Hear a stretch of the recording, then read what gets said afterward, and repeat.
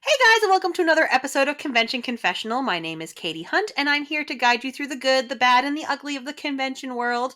And like we've seen in episodes past, there's been a lot of good, bad, and ugly. And we're just adding to our roster today with our guest. Hi, Dan. How are you? I'm good. How are you doing today, Katy? Oh, can't complain. Can't complain. Yeah, I know. Just another day. Thanksgiving's less than a few days away, so yeah. Yeah. Yeah, I know by the time this episode airs, it will be the day before Thanksgiving. Oh, that's awesome. Right? Yeah, I know. It's crazy. So, Dan, please tell the people who you are, what you do. Well, I'm Dan Donnelly, aka Desperado Dan. I have a YouTube channel that I've been running for the last 7 years now. I basically do conventions. I also work for 2 separate conventions. I work for another anime con as their videographer, and I also work for Pop Cult Anime Con as their videographer. So basically what I do is I just go to the conventions, I video different cosplayers, different events that go on, and I post them to YouTube to give other people who have never maybe seen what a convention is or have cosplayed before a chance to actually see what some people do, what goes into the conventions, and how some of the conventions are done. Wow, yeah, that's awesome. I mean, like, I love when you guys make, like, con videos. That's probably, like, one of my favorite parts is after you go home and you got, like, the con depression because you've left all your friends, and then you get home and, like, all of a sudden all these videos pop up and you're just like, yes, memories. Yes. Yes. You're the memory maker. Oh, yes, I'm a memory maker because I've had... And the funny part is I've gone to, like, Kineticon, like, just to get the lay of it to see what it looks like because I've never really gone to it. And it was so funny. I was actually dressed as Professor Tomaway, and it made me laugh because these 2 girls came up to me and they said, "You're Desperado Dan, aren't you?" And I said, "Well, that's the handle I use when I'm on YouTube." Yes. They were like, "It's because of you that me and my sister decided to try cosplay and come to our first convention." So literally, they used my videos to be able to get the confidence to make their costumes and go to Kineticon for the first time. Oh, So I was like, awesome. I was so blown away by that. It was unbelievable. That's awesome. See, like, that's the shit I like right there. Like, that stuff makes me so happy. Yeah. How long have you been doing conventions for? I've been doing conventions now for a little over 10 years. Yeah, so yeah, you're in the same boat as me. Yeah. And believe it or not, the funny part was my very first convention, I actually got snowed in. What was that? It was a convention in New Hampshire that I was with a group of my friends. This was before I met my beautiful wife. And my dad said, "Go have some fun with your friends, enjoy yourself. You earned it. Go for it." And we went up there. The skies were clear. Like, we checked the weather report, we checked everything, and there was no sign of snow in the forecast at all. And about 3 hours into the con, the hotel that was hosting made an announcement of, "Anyone with cars in the parking lot, you're not going to be able to leave. We are under blizzard conditions." And literally, everybody went to the door and all you saw was white. There was no roads, no nothing. What convention was this? I don't remember the name of it, to be honest. It was a very obscure little con that a friend of mine found in New Hampshire. Okay, yeah, because I'm like, the only ones I knew about in New Hampshire were Granite State and AAC. No, this was a very small, obscure one that he found. And he was just like, "Oh, yeah, it's just a small one. It's nothing really big. It's not like anything you guys have been to." Because some of us have done, like, we've done, like, AC and them. So this was like a small hometown little con. Oh, okay. Like, kind of like a, college campus kind of, like, situation. Like, the anime club decided to throw a con. Exactly. That's crazy. Yeah, it was. So. Oh my gosh. I mean, I could think of worse things than getting snowed into a convention, honestly. I could too. I could think of worse things. Like, oh no, I'm stuck here. Oh, it's so I have to hang out with my friends. What am I going to do? I'm around people I know. There's still power. Go to the game room. Okay. Exactly. I mean, the hotel was nice. I mean, the hotel, even the hotel manager was like, you know what? He goes, this is a complete screw up. He goes, we have extra rooms available. He goes, we got plenty of food. He goes, anyone who wants to stay, you're more than welcome. So, I mean, the management was trying to make the best of a bad situation for everybody. That's crazy. Yeah. How long have you been cosplaying for? A little over 10 years. Oh, so did you go to that convention in cosplay? Honestly, I did not. I actually went in what they call a Daft Punk. So I just kind of was like, just threw something together. So I was like in a pair of ripped jeans, like a grunge t-shirt and a headband. That works. Yeah. So what was your first cosplay then? My actual first one that I did, and I was quite proud of it, was I did Andy Bogard from Fatal Fury. Oh, okay, nice. And that was many years. That was when I first started out, and I actually bought the karate gi from a friend of mine who was getting rid of his, and it just happened to fit me. There you go. And I bought a cheap blonde wig, and well, there was Andy Bogard. Hey, there you go. What was the first one you cosplayed at? Was it Anime Boston? No, that one there, I went to, I don't think I brought that to Anime Boston. I think that was, I think that I did that at like a holiday Metsu or something. Oh, okay. And, you know, everybody seemed to really like it. It was like something really different, you know? I feel like the most obscure costumes are the ones that get the most attention. Yeah. I mean, the first one that I actually brought to Anime Boston, and it's kind of funny. It was the first year Anime Boston happened when they were at the hotel, and it was actually Carrot Glace from Sorcerer Hunters. Okay. Because I was cosplaying with my fiance at the time, because she was cosplaying as Chocolate Mishnu, because the voice for that particular character was actually at Anime Boston that year, Tiffany Grant. Oh, crazy. Yeah. There you go. Yeah. So that was actually one of my very first ones that I ever did. And you just progressed over the year. I mean, you guys have a million costumes. I see all your pictures online. Oh, yeah. Like you and Holly and everybody, like you guys do like some awesome costumes. Oh, we do. We come up with some great ones. Like I'm working on one with my wife right now, and hopefully I'll have it ready by Anime Boston. If not, I'm gonna keep working on it. We're working on a human version of Jolteon. Oh, neat. So I love when people do that. They take the Pokemon and they make them like humanized, and they have like all the different ball gowns or suits or. Yeah, this one's more of this is going to be more of like a fighting kind of style, because that's kind of the way we kind of looked at Jolteon, as more of like a fighting type rather than like a, you know, he's more of a like an electric fighting type.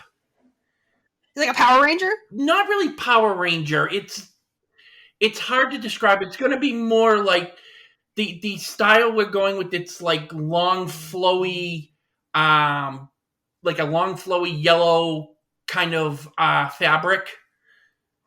Right. And it's really nice. Miss joke though. Power Ranger, Jolteon. Yeah, I was trying not to go there. All right, don't laugh at my stupid joke. I don't want you to. Cancelled. Throw it in the can. Throw it in the can. Done. It's my show. You laugh, damn it. I forgot your show, your rules. That's right. Well, it's so funny. Goodness. I was actually talking to Jen, and I laughed because she showed me some of the photos of your Hamilton, and we recently watched Hamilton on Disney Plus. Oh, so good. And I laughed because I said, you know, at some point I really want to do King Richard. Oh my God, do it. Just yes. Just to do it, just to see what people's reaction would be. Just be like, really? Yes. Everybody should be King George. So good. I love Hamilton cosplay. Did I ever tell you about like the crap I got for doing that costume? No, I didn't hear about that. What happened? Oh, get ready. It's quite the story. Okay, so here we go. I hosted it for AAC 2016? Yeah, I think that's what 17? It was, 2016. One of those years. They all blend together now. Right. I'm trying to remember. I think it was one of the times we were still in Manchester. Yeah. They all blend together now. So, okay, so I'm all dressed up, and, I did the masquerade as Hamilton, because we did that time. It was the time travel year. Right. I remember that, because Darcy was dressed up as a time traveler from one of the Nickelodeon shows that I cannot remember the name of right now. Forgive me. I remember that, yes. Yeah. And so I do Hamilton, and we keep it funny, we keep it light, whatever. And so the next day, I'm dressed up as it again, because I had changed into the costume again, because I wasn't planning on dressing up on Sunday. And then some poor girl was walking around as Angelica Schuyler, and I was like, oh my God, she was looking for me, because she came up to the table. She's like, oh my gosh, I missed you as Hamilton. Yeah. So what do? I get dressed up again, because I have to. So Lisa comes up to me, and she's like, have you seen the Twitter lately? And I was like, nah, what's wrong? And she goes, apparently you've offended people. What? Yeah. Oh, yeah. Get ready. So I'm like, I've offended people. She goes, How? Because apparently you're... Well, listen, it gets good. Apparently I have offended people because I was dressed up as a Hispanic Hamilton. Like, I was dressed up like Lin-Manuel Miranda's Hamilton. And I'm just looking at her, and I'm like, my hair's dark. She goes, I know. I'm like, I put a beard on. She goes, I'm like, I did not in any way, shape, or form make myself more tan. She goes, no. And I'm like, do they not realize that Hamilton was Scottish? I'm just going down the list of things. I'm just like, my hair's dark, so I wore a wig that matches my hair color. Yes, I put a beard on, but I do that for most guy cosplays that I do. In no way, shape, or form did I change my skin color in any way, shape, or form. And I think we've breezed over the fact that I'm a girl. Well, there was dressed as a man. Well, if we're gonna play this game, there was the Halloween, this past Halloween, when you did Tony Stark and you got hit on by that mother. So I mean, exactly. So it's like, so I'm just like, I'm kind of looking at it, and they're just like, how offensive to have someone portraying someone like Hamilton on stage. I'm like, he was Scottish and a redhead. And like, it's just, and then like Lin-Manuel Miranda is Puerto Rican, and he's just playing him as however he wants to play him. Yeah, pretty much. And then anybody that portrays Hamilton after does the same thing. Of course. Are we mad about the beard? Is it the beard? Was that the line? I couldn't tell you. I don't know. Yeah, no, exactly. That's the whole thing. I don't know either. So obviously, after I saw this tweet, I continued to be in Hamilton for the rest of the day to offend people. I did not change out of it. Hey, I look at it this way. If you're going to offend people, or people are going to be offended by what you're dressing as, then you just continue to rightly tick them off, because it's just going to make it that much more better. I get it. I understand people, and we want to do inclusivity, and we want to make sure that people aren't being inappropriate, because obviously you don't want to be inappropriate when cosplaying. Of course, that's the main. But, that's the main thing. You would have thought I went up in blackface, right? I'm reading this, and I'm just like, you literally would have thought that I was just like, well, let me put on, I was basically Robert Downey Jr. in Tropic Thunder to them. Yeah, that's pretty much what you were. What happened? That was 100% not what happened. I like to go on the record. Yeah. It's like those kind of things are what really gets me, because it's like, you wonder what kind of people have the time to sit behind Twitter and make posts about other people, but yet they don't seem to stop and think about what they're going to say before they go ahead and say it. Right.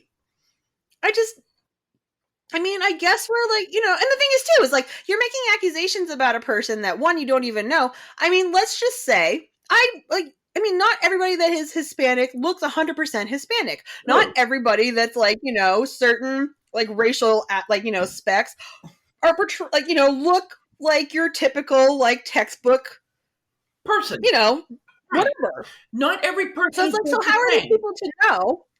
Right. So how are these people to know that I'm not 25% Hispanic in some way? And they're just making accusations. I'm the point is just I'm not portraying somebody that in history, like, he's being betrayed by a million different people because a million different people are starting to play this role. Right. None of it's accurate, No. but that's the point. And that was the point he made when he put the show on, is just because, like, I'm a guy from Puerto Rico, I'm going to be Alexander Hamilton, who is historically a very white Scottish descent male. Exactly. And that's what he did. Like, George Washington was played by Chris Jackson, who was a very black man. Yep. George Washington weren't black. No, Washington certainly was not black. I can tell you that much. I can tell you that right now. Absolutely not. He definitely had like people that worked for him that were, but even if he was, he hit it very well for everybody. Right? It's just like, my God. And like then I said, like, then it worries me. I'm just like, did you read a history book, or are you just going by what the musical says? Yeah, exactly.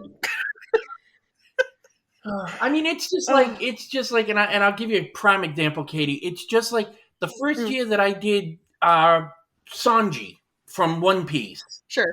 My wife was going away with her family, so this was going to be my first Anime Boston by myself. And I walked in. Now, mind you, I only saw what the 4Kids version of One Piece was, which was the lollipop hanging out of the mouth. Okay. And I had no idea that he was supposed to be smoking a cigarette. I never even realized, you know? Right. And someone walks up to me and went, well, you're not really portraying the character. And I went, technically I am. They go, no, you're not supposed to have the lollipop hanging out. You're not supposed to have a cigarette. And I'm like, that's not what I've seen. You know, and they're like snubbing at, and I'm like, are you really serious? You're going to sit there and you're going to sit there and you're going to tell me how to portray a character that I've only seen maybe a handful of times? Whoop, whoop. It's the weeb police. Whoop, whoop. Yeah, exactly. Hide your kids, hide your wives, hide your cosplay. Exactly. Well, the one that I think shocked everybody at Anime Boston was, and I don't know if you remember it or not, the year that the pirates were endangered species. Was it like one of the theme years? Yeah, it was one of the theme years. The pirates were supposed to be like an endangered species, so A, you couldn't fight them, and B, you could not like do anything to them. They literally had free passes to do whatever they wanted. My God, I don't remember this. I believe you. I just don't. Oh no, it was. Recall. It was hilarious because I showed up dressed as Roanoa Zorro. Sash, all 3 swords, the bandana tied on my arm, and people were like running away from me. Like, I had friends at the convention that were literally ignoring me when I was saying hi to them, and I had no idea what was going on. Like, hello? I thought maybe I did something wrong. And literally, one of the girls who was a staff member goes, no, you didn't do anything wrong. She goes, do you not know what the theme was? And I went, what are you talking about? She pulls this piece of paper out, and there's a list, a mile long, of pirates that have been sworn that you cannot talk to, you cannot fight them, you could not do anything, because they are endangered species. Wow. And at the bottom of the list was Roanoa Zorro, and I went, well, this is going to be awkward. Well, there goes my day. Well, no, because it was funny because the girl who, at the beginning of it, was organizing like the chess match and stuff, had a purpose for the pirates. And the purpose was Anime Boston that year was supposed to be taken over and changed to an evil con. Okay. Yeah, I remember that. At the end of the chess match. Well, at the end of the chess match, when the villains all thought they won, out come the pirates with a giant Nintendo Zapper gun. And we basically saved Anime Boston that year. Huzzah! And I'm like, this has been the weirdest but the funnest Anime Boston one I've ever been to. It's like that episode of Friends where they're playing Bamboozled. Yes. This is the best game ever! Oh. So, I guess the moral of my story is it's just like cosplay however you want, whoever you want. Don't be offensive. Exactly. And just let it go, people. Like actually like pay attention to what like the whole cosplay. like point of Hamilton is. Yeah. Right. It's literally cosplay. If you can't enjoy what someone else is doing and you have to tear that person down to make yourself feel better, why are you doing it? Right. Right. Everybody's just trying to have a good time. And like I said, unless somebody's being blatantly offensive. Right. Which mind your business. Which 9 times out of 10, nobody really tries to be blatantly offensive. I mean, yeah, it does happen at some points, but of course. It's not meant to be that way. Right. I don't know. Like I said, if you like, I don't know. Just let people be. Yeah. Like, let people have fun. Exactly. Unless they're hurting you in some way, like actually physically hurting you, just let people be. Exactly. I mean, let people have fun and enjoy themselves. Don't, like, I mean, there's times where it's like, I see people that like they stand there and they tear down other cosplayers that are doing a costume that they're doing because either A, they're not the right type, or they're not the right size, or they're not this and they're not that. And I'm sitting there like, are you serious? Do you not know that cosplay is for everyone? That you do not need a specific size to be a cosplayer. No, absolutely not. And I mean, that's the type of thing that like really, it aggravates me when I see it, because it's like, I want to say something, but then of course I don't want to get into someone else's, issue. It's just like, honestly, it's like you could have the prettiest costume ever, but if you're going to tear people down, you're really ugly. Well, exactly. And honestly, at the end of the day, it's like, that just like, if that's how you want to define yourself as a person, then it's just like, that's okay. We all see you. Well, I mean, it's just like the year that I had revamped my tuxedo mask, and this was the second time I had done this costume. And I remember entering it in AAC, and you were actually playing Videl, because I remember that because your voice, when you yelled at Gohan, went through me like nails on a chalkboard. I'm like, how does she do that? Talent. Yes, very much so. But it was a gift. It was just like everybody loved when I did Tuxedo Mask the first time around. They loved the second rendition of it. And there was another kid there that was doing the same costume. And he come over to me and he said, oh my God, he goes, you look amazing. He goes, I wish mine had come out half as good as yours did. And I said, what are you talking about? I said, you look just as good as I do.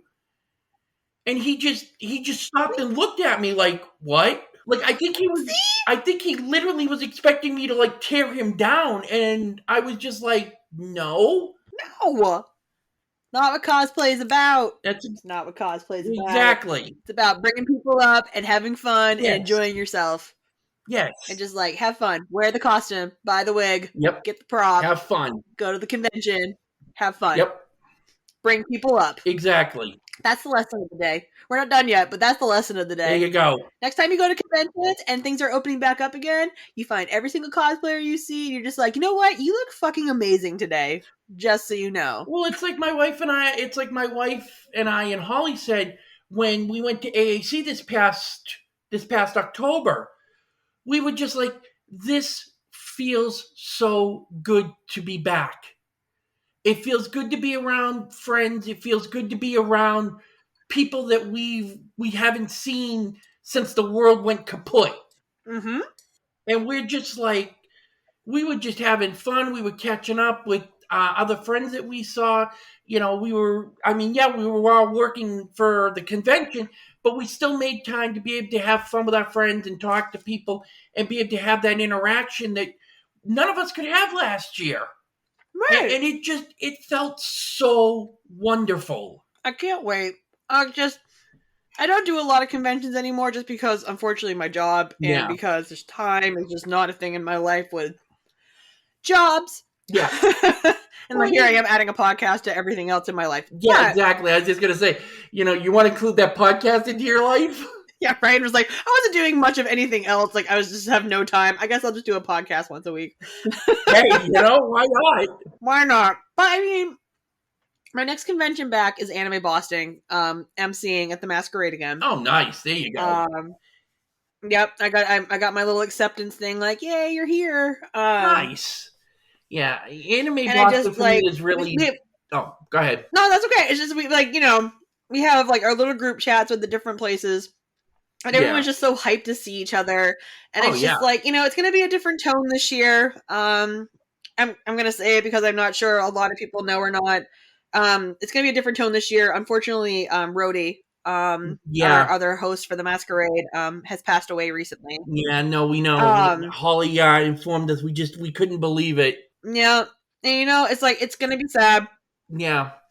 Well, it's gonna be, like I said, it's gonna be a heavier tone, but we're gonna make sure we make light of it because I know damn well as everybody else does, he would not want us to be sad. No, Rhodey would not want us to be that way. No. He'd want us to be upbeat and have a good time and celebrate. He would be so upset if we were not like we enjoyed every moment of this convention. Oh, yeah.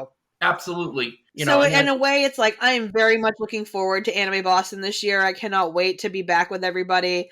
But you know what I mean? It's like it's just that anticipating that like the first couple of hours there, it's going to be heavy. Oh yeah, it's going to be. And it's just like I can't wait to be with my friends so we can all just be there for each other. Oh yeah. And people that may or may not know and are going to find out because just not online or whatever. Yeah, no, obviously.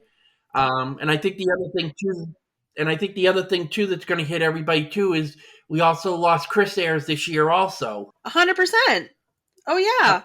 Like I said, like there's been quite a few this year, and it's just like, oh my gosh. And the other thing is too, it's not even COVID. No. It's just like life. Yeah, no, it's just. And I think that's worse. And like I think that's like almost a little bit worse. It's just like if there wasn't enough going on in the world, it's like these poor people that we love and we care for. It's like, man, Yeah, exactly. We just have to go, and we have to have a good time. Like I said, I'll probably be running around the Anime Boston between Pop Cult and AAC doing videos and stuff, and doing my thing. But like I said, AB it's become a lot harder to try to video because they want you to jump through so many hoops where like 2 years ago, I didn't have to like ask permission or I didn't have to be a staff member to be able to video some of their stuff. I was able to do it and then just post it, And now it's like, right. And now it's like, they're like, oh no, we don't want you to do that anymore. And it's like, but you guys don't post anything anymore for people to see it. So how are people supposed to see it? Yeah, like, I mean, I'm not really sure about like the videography rules of Anime Boston. And I put a mic in my hand and I talk on stage and look pretty. Oh yeah. Well, you always look good anyway, no matter what. Thanks, babe. You're welcome. But I think we owe it to everybody, especially those who have like passed or like people that were part of family and Anime Boston family, to have the best time ever this year. So that's the plan, is just to go in there and be like, we're all going to have a good time, because all those people would not want us to come and just be sad the whole time. Oh, absolutely not. They'd want us to have a good time and raise a glass to them and just enjoy ourselves immensely and have fun and just, like Rhodey would come back and haunt my ass, and I just can't deal with that. Oh yeah. Did you go home and Rhodey just like, what the hell are you doing? You're like, what the hell? Get away from me. I walk off stage and the ghost of Rhodey is just like, what are you doing? Like, I'm so sorry. Well, my God, I'm so sorry. It's so funny because I forget where I was. I think it was a grocery store or something. And I ran into somebody that I knew from Anime Boston, and he literally looked at me and he goes, "How you doing?" I was like, "I'm good." And he looked at me and he goes, "I picked things up." I looked at him. I said, "I put them down." And he went, "I'll see you at Anime Boston." And we just turned and smiled and walked away. The guy that was stocking the shelves just was like, "What the hell?" Like, bitch, if you don't know, then you don't know. Get away from me. I had no idea. We just said those two words, and then we went our separate ways, and the guy's just looking at the two of us like, what the fuck? But we all get it. Oh, yeah. And that should be it. That's just the code right there. That's how you know. Well, that's it, I love when I can do that to people, just freak people out without even realizing it. I pick them up. I put them down, man. You damn right. Damn right. That's right. Oh, man. Doing some videography, you had to have videoed some weird shit. Well, let's hear about it. I know you have. Okay. So we're going to get into that, are we? Yes, sir. Well, let's talk about AAC's deathmatch this year. Okay. Have you ever seen a Nickelodeon show. I forget what the name of it, but the guy, the kid was cosplaying someone named Gibby. No. It's a Nickelodeon show called iCarly. And okay. Okay. Yeah, I never watched iCarly, but I'm with you. I'm on board. Okay. I know what you're talking about. There was this character in there called Gibby. And someone decided to cosplay him for AAC. Oh, okay. Yep, sure. And now, where I work for AAC, I also follow a lot of the AAC posts and stuff that people post. And he asked, I'm going to be cosplaying this character. Do I need to cover my nipples during certain events? The answer is always yes, cover your nipples. Right. And lo and behold, he was in the death match. Oh, good. And he made it to the semifinals against Miss Frizzle from the Magic School Bus. Yeah, I know Miss Frizzle. He proceeded to Hulk Hogan his t-shirt off. Okay. And everybody is dying. I'm trying not to laugh, and I'm trying to keep the camera as steady as I can. And the Lydia that was hosting is trying not to laugh, and she's like, someone needs to deal with this. She goes, because I don't even want to look at it, so you need to, like, deal with this. And she's doing, like, you know, the hand motion, like... Yeah, like this. This. So she's like... Whole thing. So she's like, okay. She goes, let's just get this over with. Miss Frizzle, everybody cheered. She goes, Gibby, you only heard Gibby, Gibby. And she's like, thank you. I appreciate you all. Miss Frizzle, please take this out of here. She literally ran him over with a cardboard cutout of her bus. Perfect. The way that God intended it. Yes. But I mean, some of the other stuff, like I've gone to AAC's 18 plus dating game. Sure. So the year before the world went kaput, they had Ed, and Eddie, Ed Boy. Yep. Sure. As a bachelor. They had Karan from Voltron. And they had, I'm trying to think of the kid's name now. He was from Fairly Odd Parents. Oh, Timmy? No, not Timmy. The other, like, he was like... the guy that was like the rock star? No, he was more of he was like one of Timmy's friends, but he really didn't speak really good English. Oh, gosh. I know who you're talking about, but I just can't remember his name. Well, they had poor Karan between the two of them, between Ed and him. Sure. And the woman who was asking questions was super, super sweet. And she asked a question, and out of nowhere, Ed goes, I like tummy times. And I'm going, that doesn't sit.